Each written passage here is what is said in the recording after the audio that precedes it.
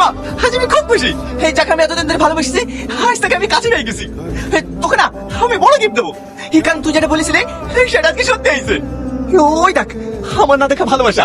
পাগলিটা আমাকে phone switch off করে না, খুব জ্বালিয়েছে। তুমিও কি আমাকে কম জ্বালিয়েছো নাকি? মাহিনুর, তোমার সাথে পরিচয় করে দিই, এই সে সালমা। তুমি সেই সালমা যে আমাদের কবে দেখা হবে না হবে তার ভবিষ্যৎবাণী করেছিলে? তার জন্য থ্যাংক ইউ।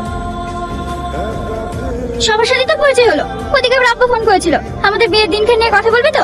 চলো। ঠিক আছে চলো। এই তোরা থাক তাহলে, আসছি। সালমা, তুই এত ভেঙে পড়িস না, একটু শান্ত হ। কি করে শান্ত হবো? টনিকে আমি এত ভালোবাসি, তারপর অন্য একটা মেয়েকে দেখে আমি কি করে মেনে নেবো? আমি অবাক হয়ে যাচ্ছি, তোর আংটি পড়ে আছে, তুই টনিকে ভালোবাসিস, মাঝখান থেকে ওই মেয়েটা কোথা থেকে আসলো? আমি কিচ্ছু জানিনি। আমি মনে হয় টনিকে পাবো না।